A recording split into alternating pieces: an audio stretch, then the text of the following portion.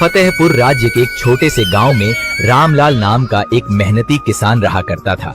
रामलाल के परिवार में उसके माता पिता के अलावा उसकी एक छोटी बहन भी थी जो कि विवाह के लायक हो चुकी थी। एक दिन रामलाल अपने खेत में हल चला रहा था कि तभी उसका मित्र श्यामलाल उसके पास आकर बोला, अरे रामलाल, तुमने सुना? अरे गांव के मुखिया के घर जिसने चोरी की थी वो हमारे गांव का ही सोहनलाल है। और जब उससे पूछा गया कि उसने चोरी क्यों की तो उसने कहा कि उसकी मजबूरी थी। उसने ये भी कहा कि उसने चोरी करना नहीं चाहता था। ऐसा भाग्य का खेल है। अरे ऐसा वही करते हैं जो मेहनत नहीं करते और हमेशा अपने भाग्य पर रोते रहते हैं। मूर्ख कहीं का। अरे मूर्ख इतना भी नहीं समझते हैं कि मेहनत से ही भाग्य बनता है। इतना बोलकर रामलाल फिर से अपना हल चलाने लगा और श्यामलाल वहां से चला गया।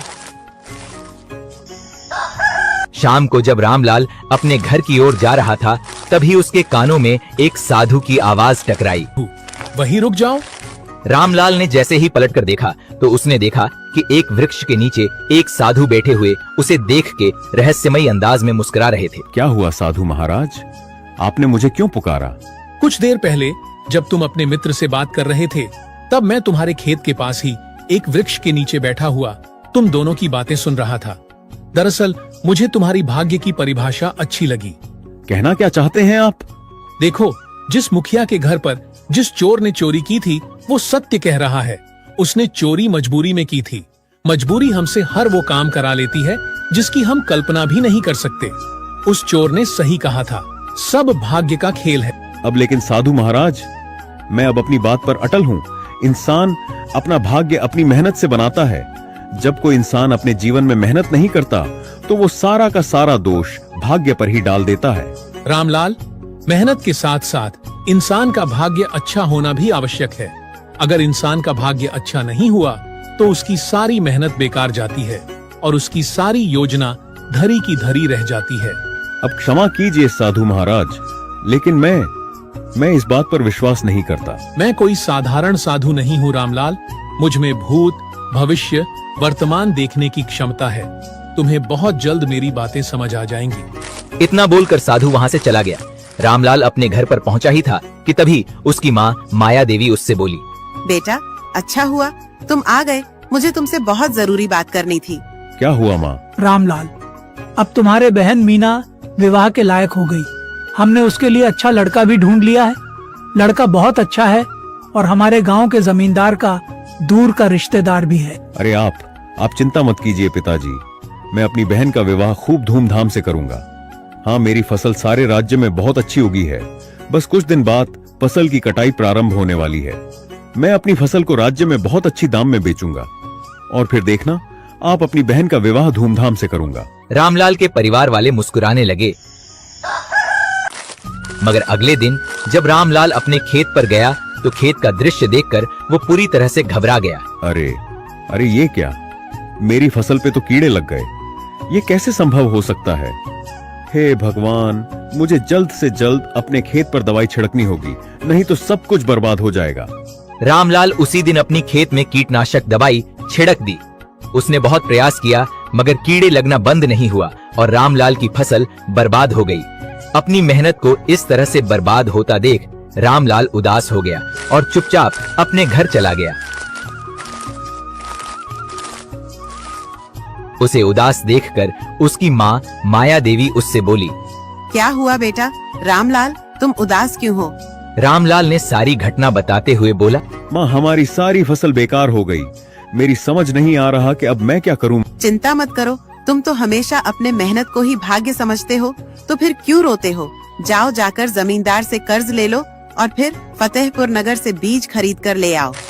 अपनी माँ की बात सुनकर रामलाल जमींदार की हवेली पर चला गया और सारी घटना बताते हुए बोला, जमींदार साहब, मुझे बीज खरीदने के लिए कर्ज चाहिए। तो देखो रामलाल, मुझे तुम्हें कर्ज देने में कोई आपत्ति नहीं है, पर तुम तो जानते हो कि मेरा ब्याज बहुत भारी होता है। सोच लो, क्या तुम समय पर मेरा कर्ज चुका पाओगे? जमींदार साहब, सारा गांव जानता है कि मैं मेहनती और ईमानदार भी हूँ। मुझ पर थोड़ा तो भरोसा कीजिए। सही बात कह रहे हो, लेकिन बेटा रामलाल, क्या है ना कि भरोसा करके उधार दिया जाता है, ब्याज पर कर्ज नहीं।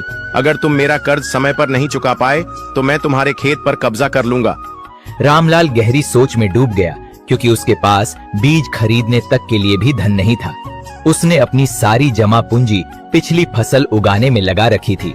कुछ देर बाद रामलाल सोचते हुए बोला, ठीक है, मुझे मंजूर है जमींदार साहब। जमींदार ने कुछ स्वर्ण मुद्राएं रामलाल को पकड़ा दी। रामलाल स्वर्ण मुद्रा लेकर फतेहपुर नगर गया और अच्छे बीज खरीद कर ले आया। फिर वो पूरी मेहनत से खेतों में बीज बोने लगा। कुछ महीनों में उसकी फसल पककर तैयार हो गई, मगर जैसे ही फसल की कटाई का दिन आया, रामलाल ने देखा कि उसकी फसल में फिर से कीड़े लग गए और फसल पूरी तरह से बर्बाद हो गई। ये देखकर रामलाल की आंखों में आंसू आ गए। वो रोते हुए घर आया और सारी घटना अपनी माँ को बताते हुए बोला, मामा, सारी फसल बर्बाद हो गई माँ। ऊपर से मैं जमींदार का कर्जदार भी हो गया। अब हमारी बिटिया का विवाह कैसे होगा? अरे रामलाल, कुछ दिनों में लड़के वाले मीना को देखने आने वाले हैं। ऐसे में तो मेरे सारे गांव के सामने नाक कट जाएगी। हे भगवान, अब हमारा क्या होगा? तभी वहां जमींदार आ पहुंचा और रामलाल से बोला, अरे ओ रामलाल, मैं अपना धन ब्याज सहित लेने आया हूँ। क्या हुआ भाई, कहाँ हो? जमींदार साहब, मेरी सारी फसल बेकार हो गई है। मुझे कुछ समय की मोहलत और दे दीजिए। हाँ, कुछ समय की मोहलत? ए बुर्बक, तुम्हारा दिमाग खराब हो गया है क्या? अरे सारा गांव जानता है कि मैं किसी को मोहलत नहीं देता। देख भाई, वादे के मुताबिक मैं तुम्हारे खेत पर कब्जा करता हूँ। अब अगर तुम अपना खेत छुड़ाना चाहते हो, सीधी बात है, मेरा धन ब्याज सहित लौटा दो और खेत ले जाओ है। इतना बोलकर जमींदार वहां से चला गया। रामलाल के हाथ से उसका खेत भी चला गया। कुछ ही दिनों में उसके परिवार के भूखे मरने की नौबत आ गई। ये सब देखकर एक दिन रामलाल अपने पिता से बोला, पिताजी पिताजी पिताजी, खेत भी हाथ से चला गया और घर में राशन भी खत्म हो गया। बेटा, मुझे लगता है कि हमारी बिटिया का विवाह अब कभी नहीं हो पाएगा। ऐसे में कौन करेगा मेरी बेटी से शादी? मैंने सुना है कि फतेहपुर नगर के महाराज विक्रांत बहुत ही दयालु हैं, तो जाकर उनसे सहायता क्यों नहीं मांगता? आप सही कहती हो माँ। मैं आज ही फतेहपुर नगर जाकर महाराज से सहायता मांगता हूँ। रामलाल उसी दिन फतेहपुर नगर के राजा विक्रांत के महल में जाने ही वाला था, लेकिन संयोग से राजा विक्रांत उसे महल के बाहर हुई मिल गए। रामलाल ने राजा विक्रांत को सारी घटना बताते हुए कहा, महाराज की जय हो, महाराज की जय हो। महाराज, मेरी सहायता कीजिए। मेरे घर में खाने को कुछ भी नहीं है और मेरी बहन विवाह योग्य हो गई। अच्छा, तो इसमें हम क्या कर सकते हैं? तुम्हारी फसल में 2 बार कीड़े लगे हैं, जबकि आसपास के किसानों की फसल में ऐसा नहीं हुआ। इसका अर्थ यह है कि तुम्हारा भाग्य सही नहीं चल रहा है, और दूसरा यह है कि तुम झूठ बोल रहे हो। महाराज, मैं झूठ नहीं बोल रहा हूँ। मैं कैसे मान लूं कि तुम सच बोल रहे हो? मैं तुम्हारी कोई सहायता नहीं कर सकता। बात खत्म, यहाँ से जा सकते हो। राजा विक्रांत की बात सुनकर रामलाल उदास हो गया और अपने गांव की ओर चल दिया। आधे रास्ते में वो एक घने वृक्ष के नीचे बैठ गया और अपने आप से बोला, पता नहीं, ये मेरे सुख को किसकी नजर लग गई है। तभी रामलाल की नजर सामने पड़े एक व्यक्ति पर पड़ी, जिसके शरीर से खून बह रहा था। वो तुरंत उस व्यक्ति के पास पहुंचा और देखा कि वो मर चुका है, और रामलाल खुद से बोला, अरे ये तो मर चुका है। तभी रामलाल की नजर उसके हाथ पर गई, जहां एक बड़ा हीरा चमक रहा था। अरे ये हीरा तो बहुत कीमती लगता है, क्यों ना इसे मैं फतेहपुर नगर जाकर किसी जौहरी को बेच दूं। इससे मुझे अच्छी खासी रकम मिल जाएगी और मैं जमींदार से अपना खेत भी छुड़ा सकता हूँ। तभी रामलाल के मन में एक आवाज, ये गलत है, ये चोरी जैसा होगा। हाँ, क्या नहीं, ये नहीं, ये सही नहीं है, मुझे ऐसा नहीं करना चाहिए। मगर रामलाल के मन में एक दूसरी आवाज आई, अगर मैं इसे नहीं ले जाऊंगा तो कोई दूसरा इसे ले जाएगा। इससे बेहतर है कि मैं इसे बेचकर अपने दुखों का अंत कर लूं। ये विचार आते ही रामलाल हीरा लेकर फतेहपुर नगर चला गया और एक जौहरी के दुकान पर जाकर बोला, हाँ, अब ये मेरा हीरा है, इसके कितने दाम मिलेंगे? जौहरी हीरा देखकर चौंक गया और सोचने लगा, ये हीरा तो बहुत ज्यादा कीमती है और इस युवक की हालत देखकर साफ लग रहा है कि ये इसका नहीं है। जौहरी ने रामलाल को बहुत कम स्वर्ण मुद्राएं पकड़ते हुए कहा, ये लो, ये हीरा इतने का ही है। क्या? ये क्या कह रहे हो? ये हीरा तो बहुत कीमती है। लाओ इसे वापस करो, मैं इसे किसी और जौहरी को बेच दूंगा। अरे तुम्हारा दिमाग खराब हो गया है क्या?